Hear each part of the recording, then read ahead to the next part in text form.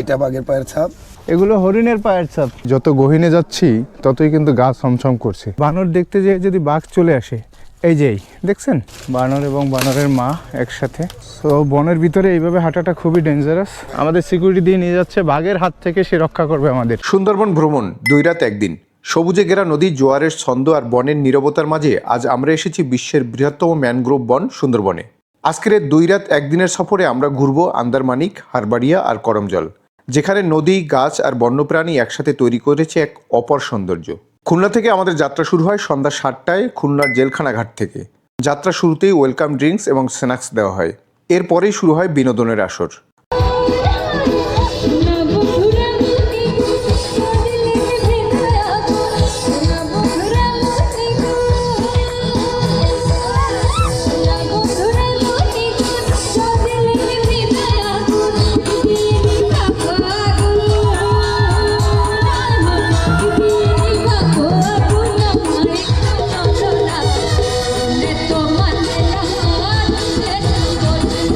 রাত 10টায় ডিনার করে ঘুম। খুব সকালবেলা আমরা পৌঁছে যাই আন্দারমানিক। Good morning Sundarban. আজকে আমাদের সুন্দরবনের প্রথম দিন। আমরা চলে আসলাম আন্দারমানিক ইকো ট্যুরিজম। একটু পরে আমরা ভিতরে যাব, দেখবো সেখানে কি কি আছে, আপনাদেরকে দেখাবো। আমাদের সাথেই থাকুন, আমাদের ভিডিও দেখতে থাকুন। এটা আন্দারমানিক ইকো ট্যুরিজম কেন্দ্র। এই কেন্দ্রে আমরা সবাই সাইলেন্ট মুভমেন্ট করব, কেউ আওয়াজ করে ঘুরবো না। আওয়াজ করলে পশু পাখিগুলো সব ভিতরে চলে যায়। এই জন্য আমরা সবাই একটু চুপ থেকে সুন্দরভাবে নিরিবিলি ঘুরতে চেষ্টা করব। আন্দারমানিক ইকো ট্যুরিজম সেন্টার, এখানে একটা ম্যাপ রয়েছে, কোথায় কি আছে এখানে নির্দেশিকা রয়েছে। আমরা এখন জঙ্গলের ভিতরের দিকে যাচ্ছি। একটা ইনফরমেশন আপনাদেরকে দিয়ে রাখি, যারা সুন্দরবনে আসবেন তারা বাংলালিং বা গ্রামীণে কিন্তু নেট পাবেন না, এই ব্যাপারে সতর্ক থাকবেন। সো চেষ্টা করবেন রবি বা এয়ারটেল এই ধরনের সিম নিয়ে আসার জন্য। ওই সিমেও নেট থাকবে কি না সেটা আমি শিওর না, বাট গ্রামীণ এবং বাংলালিংক এই দুটো সিম আমার আছে, এই সিমে কিন্তু নেট নেই। অসংখ্য গোল গাছ, কেওড়া গাছ দেখা যাচ্ছে এবং বিভিন্ন প্রজাতির গাছ। এই তো ন্যাচারাল জঙ্গল, এর ভিতরেই দেখা গেল বাঘ বসে আছে। আমরা রাস্তা শেষ করলাম, রাস্তা শেষ করার পরেই এখন রয়েছে সেই ফুড ট্রেল। এখান থেকে আমরা এই দিকটাতে একটু পরে যাব। এখন এই দিক দিয়ে সোজাই ফুড ট্রেলের উপর থেকে বনের ভিতরে যাব আমরা। দেখেন কত প্রজাতির গাছ আছে এখানে। আপনারা একটু যদি নিচে দেখেন তাহলে দেখতে পাবেন এই যে শালগুলো রয়েছে, আপনারা কিন্তু নিচে কেউ হাঁটতে পারবেন না এইভাবে। কিছু দেখো নেই দাদা, একটা বাদরও নেই। সমস্যা নাই, একটু পরেই কিন্তু চলে আসবে বাঘ। তুমি একটু পরে বাঘ দেখতে পাবা। আমার বন্ধু টুটুলের খুব আফসোস, সে এখন একটি বাদরও দেখতে পায়নি। সো আমি বললাম যে কিছুক্ষণ পরেই দেখা গেল বাঘের দেখা মিলবে। যেহেতু আমরা এখনও অতটা গহীনে যেয়ে পারিনি, আমরা যাচ্ছি গহীনে, দেখি কত দূর যাওয়া যায়। তবে যত গহীনে যাচ্ছি ততই কিন্তু গা ছমছম করছে।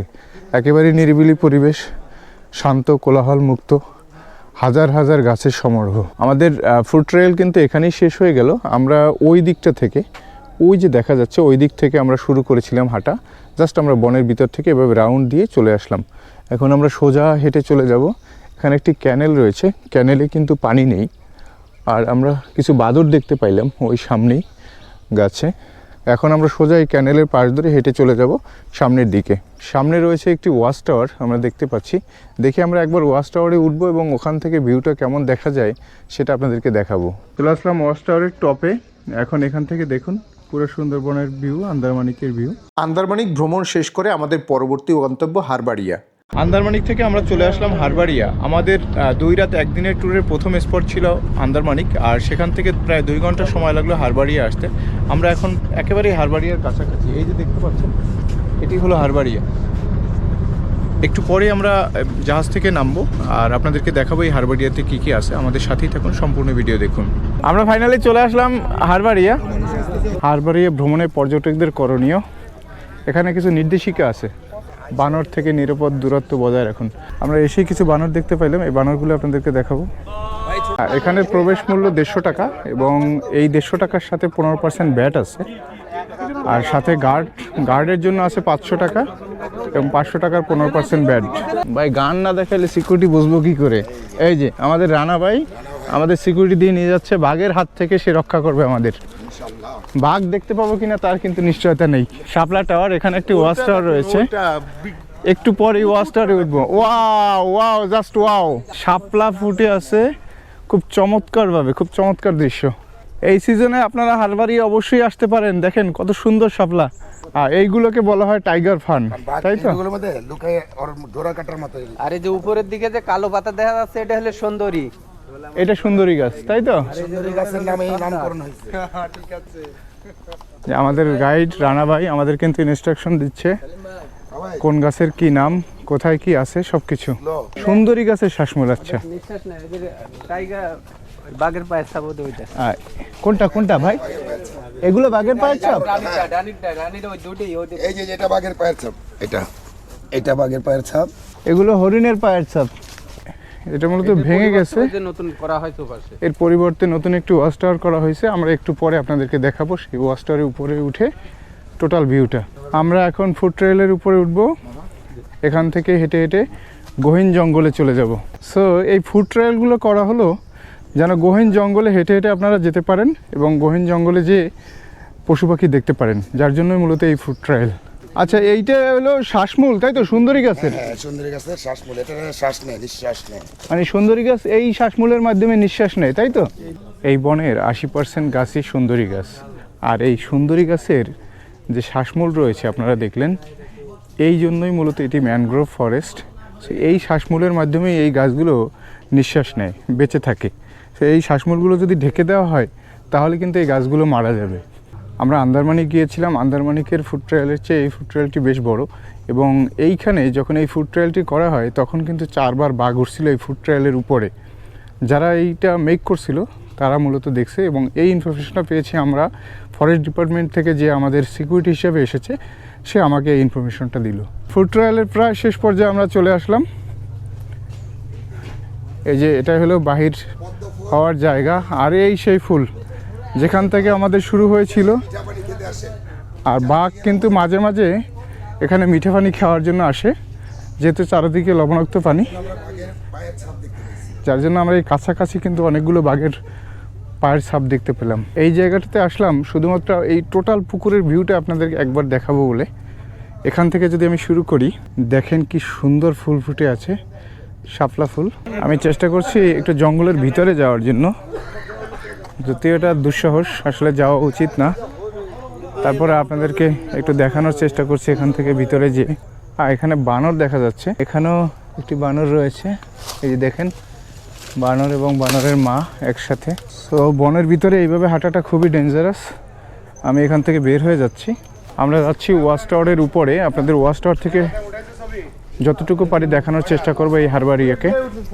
এই ওয়াচ টাওয়ারের নাম হলো শাপলা টাওয়ার, হারবাড়িয়া সুন্দরবন। দেখেন ওয়াচ টাওয়ার থেকে কিন্তু এই সিনারিগুলো খুব সুন্দর। এখানে অনেকগুলো গোল গাছ রয়েছে একসাথে, চমৎকার লাগছে দেখতে। আমাদের হারবাড়িয়া ভ্রমণ এই পর্যন্তই। আমরা এখন হারবাড়িয়া থেকে বের হয়ে যাব। আমাদের 2 রাত 1 দিনের ট্যুরের নেক্সট স্পট হলো করমজল। আমরা এখান থেকে করমজল চলে যাব, আর এর মধ্যে স্ন্যাক্স থাকবে আমাদের শিপে, এবং দুপুরের খাবার খেয়েই আমরা মূলত করমজলে নামবো।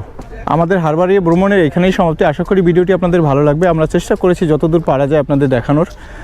আর যারা আমার ভিডিওটি ফেসবুকে দেখছেন অবশ্যই ফলো দিয়ে রাখবেন, এবং ভিডিওটি বেশি বেশি করে শেয়ার করবেন। এবং যারা ইউটিউবে দেখছেন তারা ইউটিউব চ্যানেলটি এখনও সাবস্ক্রাইব করা না থাকলে চ্যানেলটি সাবস্ক্রাইব করবেন, এবং পাশে থাকা বেল আইকনটি অন করে রাখবেন। হারবাড়িয়া দেখা শেষ করে আমাদের পরবর্তী গন্তব্য করমজল। Welcome to Karamjal. আমাদের 2 রাত 1 দিনের ট্যুরের এটি হলো শেষ স্পট। আর দেখুন করমজলের প্রবেশ ফি দেশি জনপ্রতি 46 টাকা, আর দেশি অপ্রাপ্তবয়স্ক 12 বছরের নিচে হলে 23 টাকা, বিদেশি জনপ্রতি 575 টাকা। দেখা যাক এখানে কি কি আছে। প্রথমে দেখতে পাচ্ছি কুমিরের ডিম। এই যে দেখেন কুমিরের ডিম, এর পাশেই রয়েছে বাঘের পায়ের ছাপ। দেখেন বাঘের পায়ের ছাপগুলো কেমন হয়। বাঘের নখ রয়েছে, এই যে গ্লাসের ভিতরে বাঘের নখ রয়েছে, এবং সর্বশেষ রয়েছে সেই সুন্দরী গাছের শ্বাসমূল। এটা হলো সুন্দরী গাছের শ্বাসমূল। আর এর উপরে দেখেন এই যে একজন বানর সাহেব বসে আছেন। এই রাস্তা ধরে যদি আপনারা যান তাহলে হরিণ, কুমির এবং কচ্ছপের প্রজনন কেন্দ্র দেখা যাবে। ফুড ট্রেল রয়েছে এবং ওয়াচ টাওয়ারও রয়েছে। আমরা এদিকেই যাব। এই গাছটি হলো গেওয়া গাছ, এই দেখছেন। সামনেই হরিণ রয়েছে, অনেকগুলো হরিণ, হরিণের পাল। ভাই খাওয়ান। আহা কি সুন্দর, কি মনোরম দৃশ্য, অনেকগুলো হরিণ, বড় বড় হরিণ, এবং এইদিকেও অনেক হরিণ রয়েছে। দেখেন, এই জায়গায় আসলে আপনারা অনেক হরিণ দেখতে পাবেন। আমি হাত দা আমি একটু খাওয়ানোর চেষ্টা করি। ভাই খাওয়ান খাওয়ান, জি জি। দাঁড়ান, জড়াই এই যে দেবো, দেখেন, আহা, জড়াই দেবো। ওহো, এই সব নিয়ে গেলে কেন? যা, আবার তিনি এই হাতে কামড় দেয়। না হাই, এখান থেকে আপনারা হরিণের খাবার কিনতে পারবেন। মাত্র 5 টাকা। 5 টাকা করে হ্যাঁ ভাইয়া 5 টাকা। এই যে আটি, হ্যাঁ ভাইয়া। যে আটি 5 টাকা করে আমি নিচ্ছি। আচ্ছা, দেখতে পাচ্ছেন এখানে দুইটি কুমির দেখতে পাচ্ছি আমরা।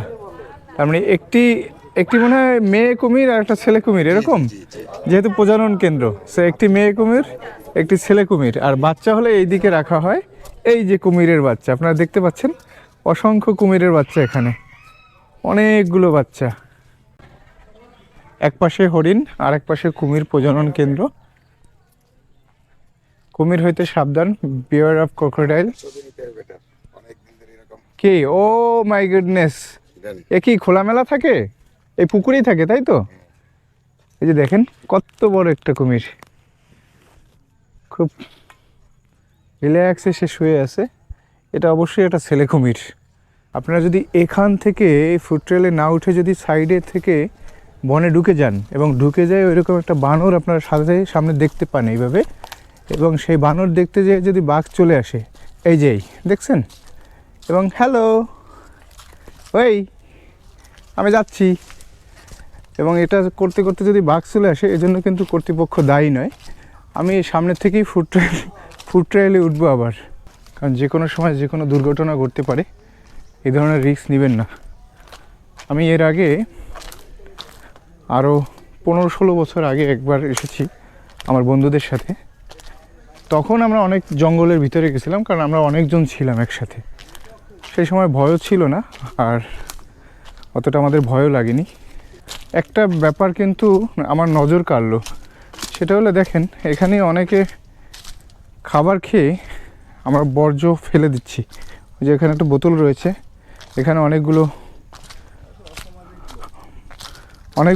ধরনের বিস্কিটের প্যাকেট রয়েছে, আরও অন্যান্য বজ্র রয়েছে। এটা কিন্তু আসলে একেবারে চিপসের প্যাকেট রয়েছে দেখেন সামনে, এটা কিন্তু একেবারেই কাম্য না। মানে আমরা এখনও মনে হয় ওই রকম সামাজিক হতে পারিনি। এটা একটা আমাদের সংরক্ষণ করা উচিত, এমন একটা জায়গা যেখানে বন্য প্রাণীরা থাকে। তো তাদের সামনে এগুলো আমাদের ফেলে রাখা, নোংরা করা জায়গাটা দেখতে কিন্তু খারাপ দেখা যায়। এবং শুধু যে আমরা দেখি এটা ব্যাপার এমন না, এখানে বিভিন্ন দেশ থেকে কিন্তু পর্যটকরা আসে।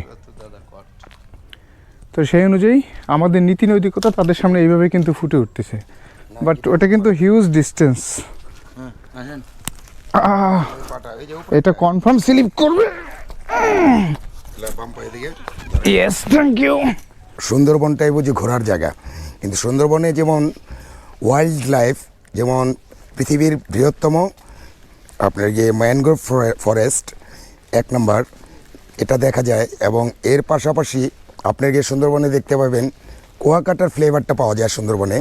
সেটা হলো আপনাকে দুবলার চর থেকে সূর্য অস্ত যাওয়া দেখা যায়, এবং ডিমের চর এবং কটকা জামতলা সি বিচে গেলে আপনি সূর্য উদয় দেখতে পাবেন। দ্যাট মিন্স এটা হলো আপনার গিয়ে কুয়াকাটার ফ্লেভারটা পাচ্ছেন। আর কটকা জামতলা সি বিচ এবং দুবলার চরে বিশাল সমুদ্র সৈকত, যেটা কক্সবাজারের ফ্লেভারটা আপনি পাবেন এখানে। তো এই 3টা গেল। আরেকটা 4 নম্বর হলো আপনার এখানে আমাদের বিভিন্ন জায়গায় ক্যানেল ক্রুজ করি আমরা। তো এই ক্যানেল ক্রুজগুলো করলে বিভিন্ন পাখির আওয়াজ এবং হরিণ অনেক কিছু দেখা যায়। করম জলটা সবচেয়ে সুন্দর।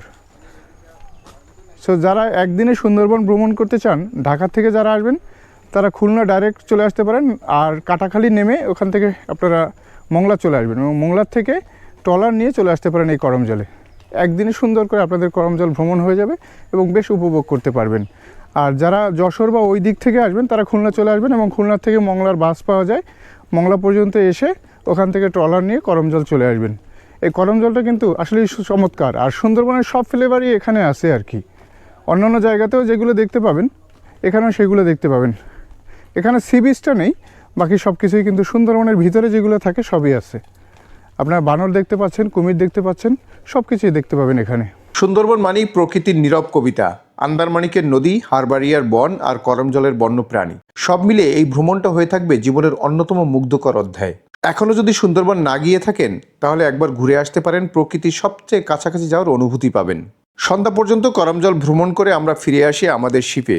রাতে শিপে আড্ডা এবং ডিনার শেষ করে ঘুম। সকাল 10টার মধ্যে আমরা পৌঁছে যাই জেলখানা ঘাট। এটাই ছিল আমাদের 2 রাত 1 দিনের সুন্দরবনের গল্প। আমার এই ট্যুরটি ছিল সুন্দরবন নোঙর ট্যুরিজমের সাথে। আমার ডেসক্রিপশনে নোঙর ট্যুরিজমের নাম্বার দেওয়া থাকবে, আপনারা চাইলে তাদের সাথে যোগাযোগ করতে পারেন। যারা সুন্দরবনে নিরাপদে ট্যুর করতে চান তারা নির্দ্বিধায় নোঙর ট্যুরিজমের সাথে ট্যুর করতে পারেন। আমার ভিডিওটি কেমন লাগলো অবশ্যই কমেন্ট করে জানাবেন। আমার পেজটি ফলো দেওয়া না থাকলে ফলো দিয়ে রাখবেন। সবাই ভালো থাকবেন, সুস্থ থাকবেন। Have a travel life.